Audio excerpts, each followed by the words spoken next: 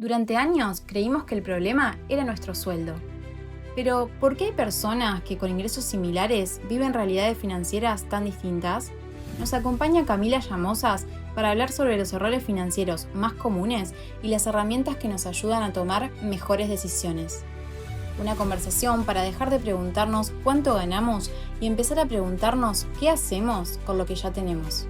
Soy Morena Vicente y esto es Insider. Hola Cami, ¿cómo estás? Bienvenida a Insider. Hola More, bueno, muchas gracias por la invitación.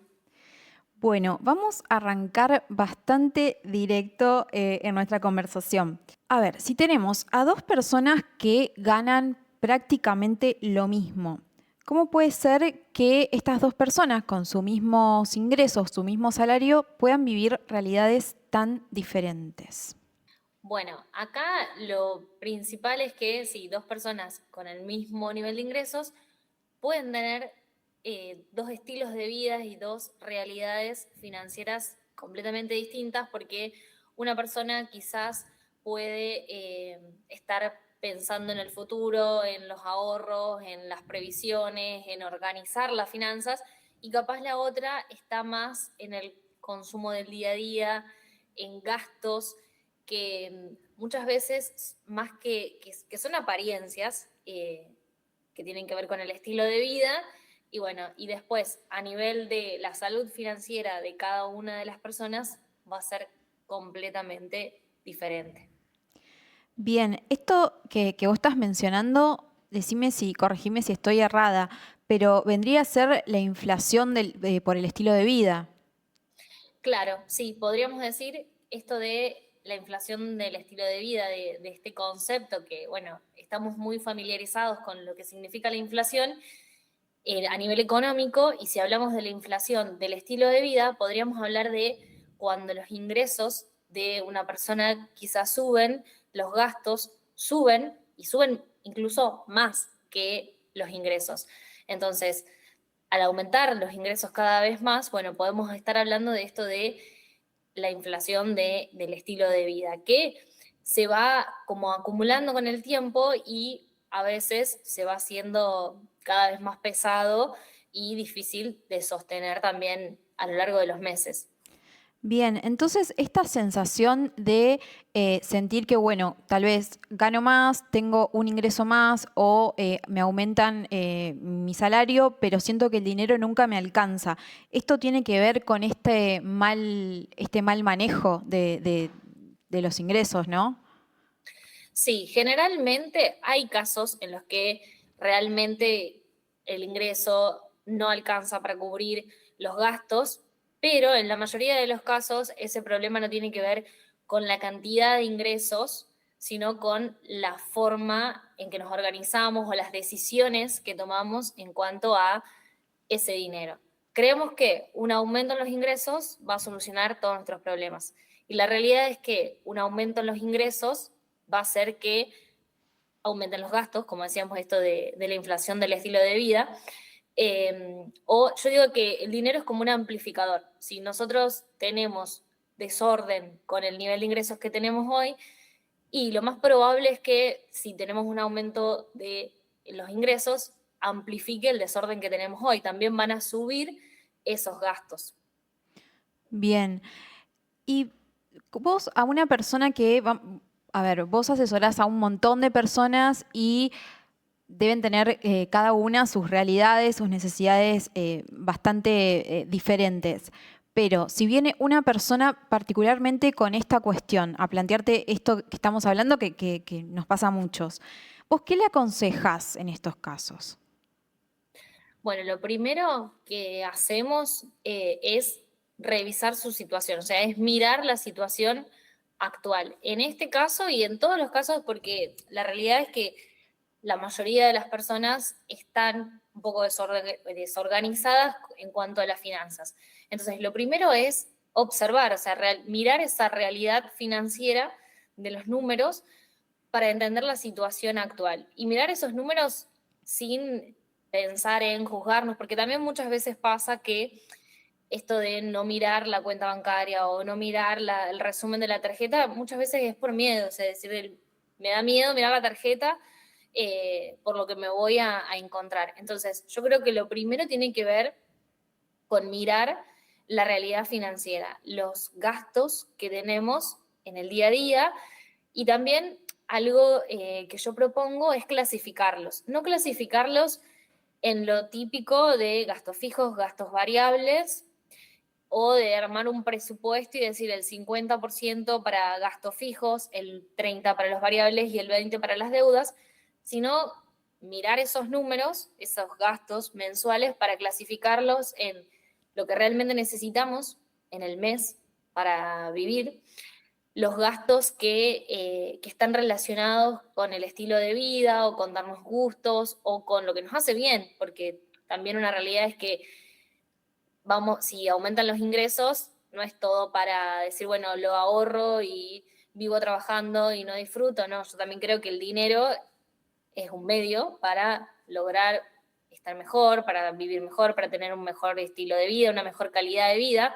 Entonces, bueno, esos gastos que tienen que ver con ese vivir mejor o con gustos que nos queremos dar, y también ver cuáles son esos gastos que están relacionados con quizás las emociones de decir, bueno, estoy ansioso, estoy estresado, voy y compro, o sea, cuáles son esos gastos impulsivos del mes, y también los gastos que vienen a cubrir urgencias, que a veces tenemos en el mes por la desorganización. Por ejemplo, pagué más tarde un servicio y tuve que pagar un recargo porque me olvidé o por el motivo que sea.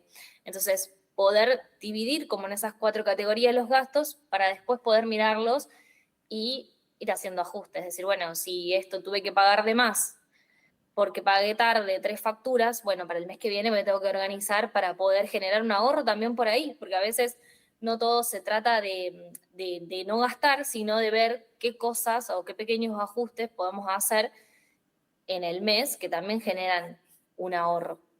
Bien, sí, hay que tener como un registro bastante concreto de lo que uno, tanto de lo que uno gana como de lo que uno gasta, que por ahí yo creo que lo que uno gana uno lo tiene más en claro, pero hay gastos que son tan chiquitos que van sumando, sumando, sumando y a la larga generan un monto importante y uno por ahí dice, bueno, pero ¿qué pasó con esto? No sé. Y en relación a estos gastos que parecen que no mueven, no mueven la aguja, pero que la terminan moviendo, ¿cuáles son los gastos que más solemos subestimar, por ejemplo? Bueno, hoy en día creo que un gasto que a veces podemos subestimar es el tema de las suscripciones, por ejemplo, de tener suscripciones que no utilizamos, que como vos decís, capaz que es una suscripción de $20 que decís, bueno, no me significa mucho en el mes, pero si vos lo sumás en todo el año y encima si es algo que no utilizás, bueno, es algo que se puede revisar. Los mantenimientos de las tarjetas, de las cuentas, a veces tenemos varias cuentas bancarias, 2 o 3 tarjetas, porque bueno, con una tengo una promo, con la otra tengo otra promo, y si te pones a sumar, también tenés que pagar el mantenimiento de todas esas cuentas y capaz no necesitas tener tantas tarjetas, con que tengas una, dos como mucho, ya lo podés manejar y porque también es algo que va sumando en el mes el mantenimiento, por ejemplo, de las cuentas. Bien, sí, las suscripciones son todo un tema porque además uno por ahí lo hace en un momento determinado y después hasta por ahí te olvidaste de que lo hiciste porque no es algo que uno está renovando todos los meses, sino que ya está como medio cargado, predeterminado por meses o por un año y es verdad. Cami, y vos nombraste las tarjetas. A mí hay una pregunta que me surge en relación a las tarjetas, porque es una realidad que, bueno, en Argentina ni hablar, no sé el resto de América Latina, pero supongo que más o menos similar debe ser. Pero sé que en otros países, bueno, en Europa, no sé, en otros continentes, el tema de la tarjeta casi ni se toca la tarjeta. Yo tengo una prima viviendo allá desde hace muchísimo tiempo y me acuerdo una vez hablando, obviamente, de las realidades distintas, de, bueno, la diferencia de salarios y de horas de trabajo y demás. Y yo le mencioné algo de la tarjeta y me dice, no, no, no, yo la habré usado, no sé, 1 o 2 veces al año, pero era para comprar, no sé, se estaba haciendo una casa, o sea, como algo, viste, muy grande, que era bueno. Pero nosotros, por lo menos en Argentina, compramos un montón de cosas por tarjeta. Y mi pregunta es, ¿realmente le ganamos a la inflación comprando en cuotas o medio que vivimos endeudados?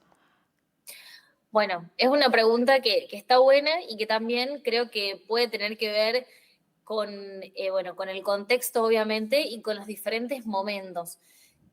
Hace unos años, cuando la inflación era alta, estaba este juego de compro con la tarjeta y después y pongo la plata en un fondo común de inversión y después al final del mes saco la plata, pago la tarjeta y además con lo que me generó el fondo, no sé, pago un servicio. Pero hoy la realidad cambió. Hoy el juego financiero en nuestro país cambió. Entonces ya no es lo mismo que antes. Si vos te fijas, los intereses, por ejemplo, de un fondo no son como eran antes, que eran intereses más altos, no te pagan tanto. Hoy en día está mucho esto de las cuotas sin interés o o el pago de contado que te hacen descuento si pagas de contado en efectivo, digamos, pero yo creo que lo clave con las tarjetas es preguntarnos si lo necesitamos, si lo voy a comprar porque tiene 12 cuotas sin interés, si igualmente lo compraría si fuera de contado, o sea, preguntarme eso si es algo, si lo necesito y si esto, bueno, realmente lo necesito y por eso lo pagaría si pudiera de contado o con la tarjeta.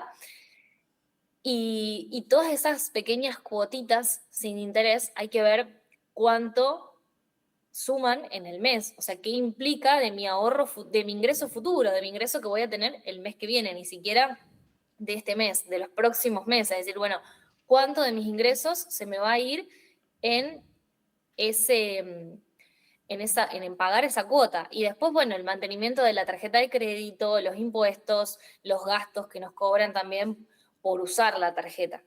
Bien, perfecto, perfecto. Em, en relación un poco a todo esto de que vos me decías, este jueguito que había como para sacarle cierto rédito, provecho en su momento de la tarjeta con el fondo común y bueno, y pagar el servicio, esto que me decías. Hoy en día, con la economía de hoy, ¿hay algún truquito que nos nos quiera compartir del estilo? Yo creo que hoy cambiaron las reglas del juego completamente de lo que nosotros estábamos, de lo que conocíamos, por lo menos la gente más o menos de nuestra edad, siempre vivimos en esta situación de crisis, inflación, y hoy las reglas del juego cambiaron. O sea, no es que no, sin hablar de ninguna cuestión política ni nada, pero es como que hoy la realidad de los negocios, la realidad del que cobra un sueldo es completamente diferente hace un tiempo.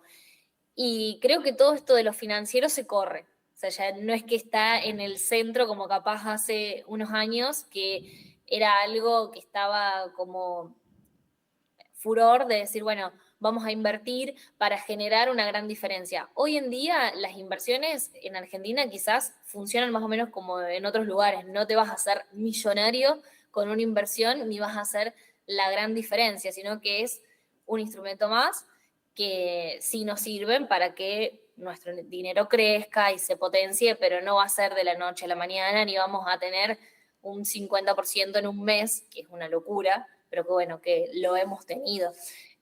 Hoy en día creo que eso se equipara un poco más a lo que es normal en otros lugares. Bien, bueno, Cami, vos hace unos minutos atrás también mencionabas, bueno, esto de hacernos preguntas en relación a la tarjeta.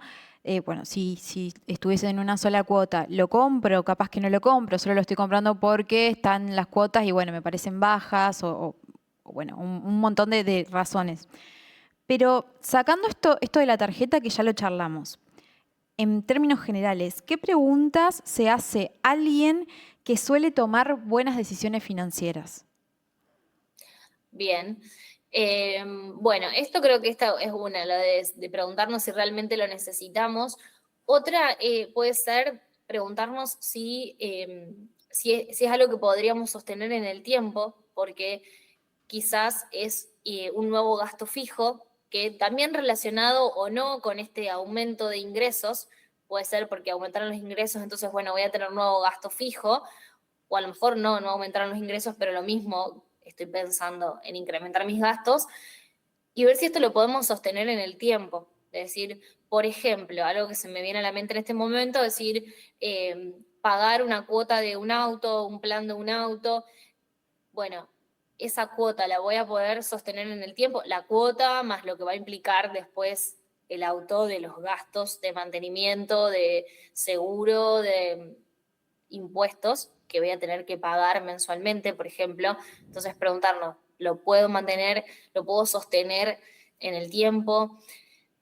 Preguntarnos también a qué estamos renunciando por esto, porque también siempre cuando elegimos una cosa estamos renunciando a la otra. Entonces, bueno, si yo voy a tomar esta decisión de realizar este gasto, seguramente tenga que renunciar a algo, a otro gasto o a un ahorro o a comprometer ingresos futuros. Eso también es importante, preguntarnos qué tanto estamos comprometiendo nuestros ingresos futuros, porque yo creo que también nada nos garantiza que incluso las personas que tenemos negocios, que emprendemos, no tenemos garantizados los ingresos futuros, pero la gente que tiene un trabajo en relación de dependencia hoy en día tampoco tiene comprado, garantizado, seguro que sus ingresos van a seguir siendo los mismos, que va a seguir trabajando en el mismo lugar.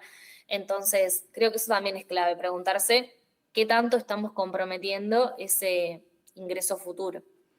Perfecto, perfecto. Cami, ¿qué conceptos te hubiera gustado saber, conocer, poder aplicar a los 20 años? Bueno, algo que me hubiera gustado en ese momento es, bueno, yo a los 20 estaba en la universidad, es aprender a administrar mi plata. Aunque sea contadora, no es algo que siempre he hecho, esto de manejar bien la plata. Eh, en ese momento lo veía como algo re lindo el hecho de que yo tenía la tarjeta, o sea, tenía una extensión de la tarjeta de mis viejos, o sea, tenía una tarjeta de débito de la cuenta de mis viejos. Entonces yo sacaba la plata que necesitaba. Y me parecía genial que mis padres hicieran eso y no lo juzgo y no digo que haya estado mal ni nada, pero quizás mis compañeros que llevaban la plata de la semana o que tenían una cuenta y sus padres le transferían a esa cuenta, se tenían que administrar con esa plata. Yo no es que andaba derrochando, pero sabía que siempre había plata. O sea, yo lo que necesitaba, había plata. Entonces creo que me hubiera gustado eso, aprender a administrarme, decir, bueno, esto es lo que hay y con esto tengo que cubrir los gastos de la universidad en ese momento, tengo que vivir, tengo que estar. Creo que eso me hubiera gustado saber. Claro, debe haber sido dura esa transición también cuando, bueno, se termina la tarjeta, ahí sí como aprender a administrar, eh, pero sí, entiendo perfecto el punto. Y en relación a esto de administrar nuestro dinero, ¿qué 3 números debería conocer cualquier persona en cuanto a sus propias finanzas?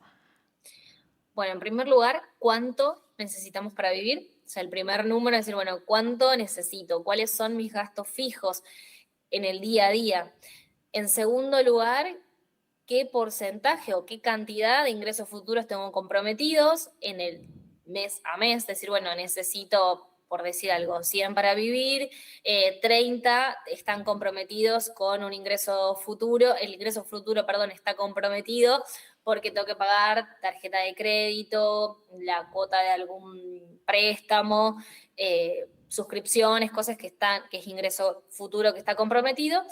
Y el tercer número, cuál es el margen que me queda, de ver cuánto necesito para vivir, cuánto dinero futuro tengo comprometido y qué margen me queda después de esos, o debería ser antes. El ahorro deberíamos tratar que esté antes de gastar, pero bueno, ver qué margen me queda. Antes que pensar en invertir, creo que lo primero es esto de ordenar las bases, porque si no, estamos como potenciando ese desorden, por así decirlo. Bien, la inversión entra en la categoría ahorro. Sí, podríamos decir ahorro barra inversión, si se quiere, Bien. y dentro de ese ahorro inversión vamos a tener quizás diferentes objetivos o de inversión, y a lo mejor algo que sea como un ahorro, decir, bueno, esto no lo voy a tocar porque lo necesito, lo tengo guardado como un colchón por las dudas, no lo voy a invertir en algo riesgoso, obviamente, sino que voy a buscar algo conservador que me permita proteger ese dinero y que no pierda valor, porque ahorrar y que pierda valor, bueno, no tiene ningún sentido. Hoy en día, y bueno, y hace años ya, hay inflación en todos lados. Incluso si nosotros compramos dólares y los guardamos, esos dólares hoy no valen lo mismo que hace 10 años atrás. Entonces, es casi obligatorio ese pequeño ahorro que podamos hacer o grande, ver en qué lo podemos invertir como básico para que no pierda valor. Y después, bueno, de acuerdo a los objetivos que tengamos, podemos buscar otro tipo de instrumentos. Bien, y una persona que también tiene muy poco conocimiento de inversiones, porque por ahí uno se abruma con tantos términos al principio, y creo que la de comprar dólares es la que es como lo más básico, sencillo. Una persona que tiene ahorro en dólares, ¿cuál es la manera más fácil de invertirlos para que justamente no pierdan ese valor estando ahí estacionados? Bueno, yo ahí creo que lo primero es hablar con un asesor, o sea, buscarse un agente de bolsa que pueda asesorar y decidir de acuerdo al perfil de cada persona, a los objetivos de cada persona, cómo puede invertir y en qué puede invertir. Yo creo que es eso, siempre buscar a alguien que esté capacitado para asesorar en cuanto a inversiones y no entrar en lo primero que vemos en Internet, que hay un montón de estafas con el tema de las inversiones, entonces por eso siempre recomiendo buscar un asesor que esté matriculado y que pueda asesorar bien en qué podemos invertir. Bien, vos sabés que en relación a esto que estás diciendo, yo no sé mucho del tema de asesoramiento, pero sí sé, y te pregunto porque me da curiosidad, que la plataforma Balance, que es una de las más conocidas hace muchos años que está, ellos te ofrecen un asesor, ¿no? Sí, tal cual. ¿Y Sí, sí. qué onda eso? Bueno, Porque, o sea, me llama la atención, ¿no? A ver, hoy en día la plataforma de Mercado Pago, Brubank, bueno, Rebanking, un montón tienen ya para hacer inversiones mismo dentro de la app. Entonces, que yo sepa, no te ofrecen un asesor, pero Balance sí. No sé qué tan confiable es la cuestión. Entiendo que son personas capacitadas, si no entran ahí, pero bueno, no está de más preguntar. sí, tal cual. Bueno, eso es algo que está bueno que lo traigas y que también que lo tiene la plataforma esta de Balance, porque vos tenés un asesor que es una persona que está matriculada en la Comisión Nacional de Valores y es a quien le tenés que preguntar, justamente a esa persona. Si vos ya conocés a algún asesor, bueno, generalmente te pasan su enlace para que vos te abras la cuenta y quedes vinculado con él, pero si no, cuando vos te abrís la cuenta, automáticamente te da un asesor y el asesor te contacta y si no te contacta vos lo podés contactar porque ahí mismo te aparece el número de WhatsApp y demás. Que de hecho yo trabajo con asesores que justamente trabajan con Balance. Mis clientes del estudio generalmente se los voy pasando. Tengo un par de asesores que son contadores también, pero que están matriculados, entonces les voy pasando a los clientes y trabajan con Balance y sí, es sumamente confiable. Bien, buenísimo. No, está bueno el dato porque justamente la cuestión esta de inversiones de mercado pago en dólares y de reservas también que en pesos y demás, eso es bastante nuevo.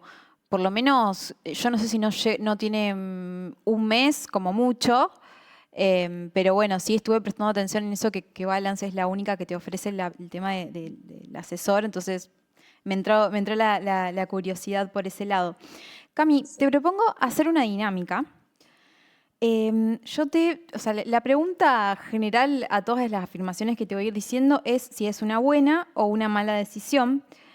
Y el objetivo no es que me digas si está, digamos, si está bien o mal y solamente decirme qué hacer, podés hacerlo, ¿no? Pero también que me digas el razonamiento, o sea, como una breve explicación del por qué. Bueno, vamos a empezar con la primera. Me aumentaron el sueldo y quiero cambiar el auto. Bien, bueno, lo primero que tendríamos que ver antes de preguntar qué auto es esto de que mencionábamos antes, ver si lo podemos sostener en el tiempo al nuevo gasto. También, cómo aumentaría, cómo compraría el auto, si lo compraría con un plan, porque bueno, si es por un aumento de sueldos, me imagino que iría por ahí, porque no estamos hablando de que tenía un ahorro previo. Eh, yo acá también lo que pensaría es el tema de endeudarse para comprar un auto, que un auto nos va a generar más gastos, no es algo que me va a generar un ingreso. Entonces también pensaría eso. Que también, ojo, porque puede ser que sea una persona que lo use para trabajar al auto, que aparte de tener un sueldo, no sé, haga de Uber, entonces ese auto está pensando en comprarlo para tener también una fuente de ingreso, es una situación. Distinta es cuando quiero cambiar el auto para tener como que un mejor estatus o una apariencia. Eh, Pensaría qué gastos me implica más allá de la cuota mensual del auto, sino el seguro, el mantenimiento, los impuestos, vería todo ese combo de costos. Perfecto, perfecto. Bueno, no ahorro porque gano poco. Bueno, esa también es como muy, muy típica de, bueno, voy a ahorrar cuando empiece a ganar más, o esto no ahorro porque gano poco. Lo mismo, volvemos a lo de antes, que muchas veces no tiene que ver con el nivel de ingresos, suponiendo que estamos hablando de una persona que sí puede cubrir todos sus gastos y demás, no tiene que ver con el nivel de ingresos, sino con la calidad de las decisiones que tomamos. Y para ahorrar no hace falta ganar muchísimo dinero, sino que podemos empezar con algo mínimo, que creo que la clave para esa persona sería empezar a ahorrar cuando recibe el sueldo, automáticamente separar algo mínimo. Si podés el 10%, el 5% o un monto, no sé, 100.000 pesos, lo que puedas, separarlo y aunque sea ponerlo en una reserva en Mercado Pago y si podemos invertirlo por otro lado, mejor, pero separar el ahorro antes de gastar, porque si justamente si quiere ahorrar después de haber gastado, no le va a quedar nada para ahorrar. Bien.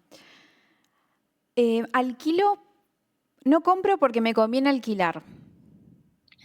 Bueno, esa también, de hecho, fue una cuestión con mi hermano más chico, que también él mencionó, dice, no, nos conviene comprar casas, hay que alquilar siempre. Bueno, yo creo que depende de la persona, del momento vital también de la persona, porque capaz que una persona más grande, nuestros padres o abuelos, pensarían que lo más importante es tener la casa propia y que alquilar es tirar la plata y a lo mejor un chico de 25 años piensa que es mejor ahorrar, que es mejor alquilar y en vez de tener toda esa plata que implica un inmueble inmovilizada, invertirla en otra cosa. Capaz que para esa edad está bueno, está bien, pero cuando sos más grande te da como una estabilidad, una seguridad, una tranquilidad de tener la casa propia. Yo creo que depende del momento vital de cada persona. Bien. Quiero emprender y dejar mi trabajo. Bueno, ahí yo no le recomendaría a nadie que simplemente se largue a la pileta por estoy cansado, quiero emprender y bueno, y veré, porque no es nada fácil emprender y que te vaya bien.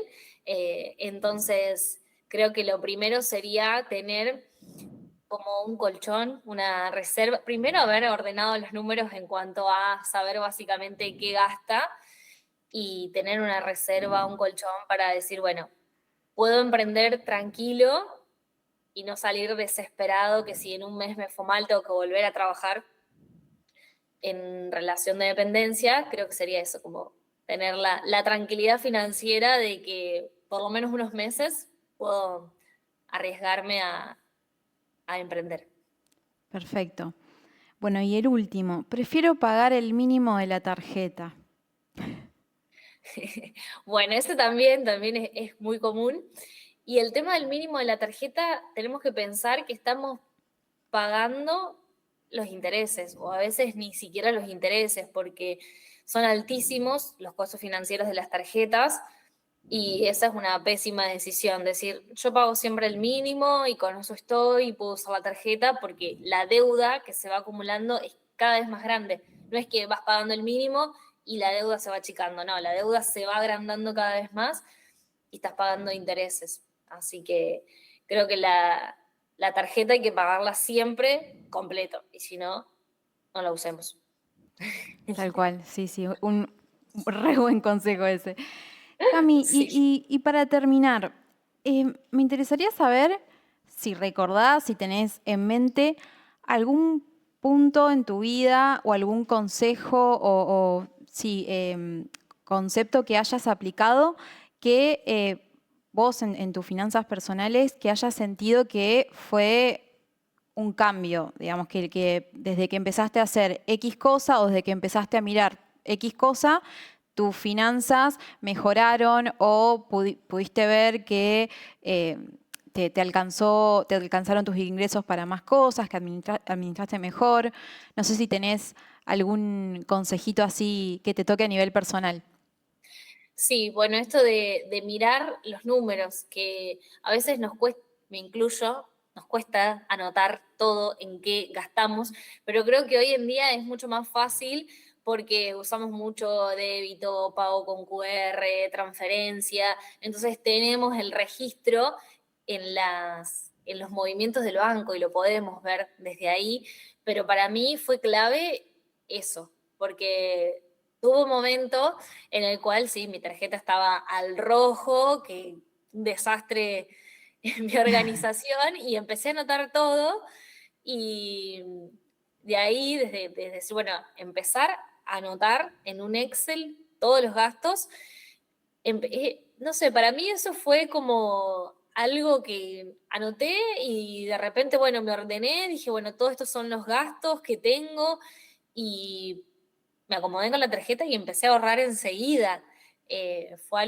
Para mí fue algo fundamental eso, el ordenar, el ver, porque el hecho de anotarlo te permite ver en qué estás gastando y tomar decisiones y poder tomar decisiones más inteligentes, que de hecho después de hacer esto fue que en la pandemia dije, bueno, voy a emprender y ya por eso para mí fue lo principal, tener esa organización previa de los números y que hoy lo sigo aplicando porque me pongo con mi Excel, miro mis números y veo qué decisiones hacia adelante puedo tomar, decir, bueno, esto que decíamos antes, este gasto lo voy a poder sostener o no lo voy a poder sostener en el tiempo. Entonces, creo que eso es lo clave, aunque sea tedioso, pero que hoy puede ser más fácil porque tenemos los registros de los movimientos bancarios, podemos utilizar la inteligencia artificial, subirle nuestros movimientos y pedirle que nos ordene, que nos haga un gráfico, que creo que eso también es fantástico.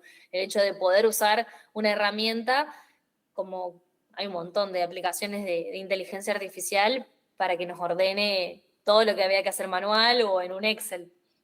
Buenísimo, buenísimo, Cami, me encantó. Me llevo varias cositas para ir implementando. Te agradezco mucho, la charla fue todo súper claro y cumplimos el objetivo que era un poco lo que te comentaba al principio, que no quería ir a lo técnico, quería ir justamente a la charla, a lo llano, porque la idea es que justamente sea un episodio que lo pueda entender cualquiera y que sea algo súper aplicable y creo que lo fue todo súper terrenal, así que fantástico. Así que muchas Bueno, gracias. gracias a vos, More, por la invitación, por invitarme a tu podcast. Feliz de compartir. Así que, bueno, gracias. Bueno, nosotros nos estamos viendo en el próximo episodio de Insider. Adiós.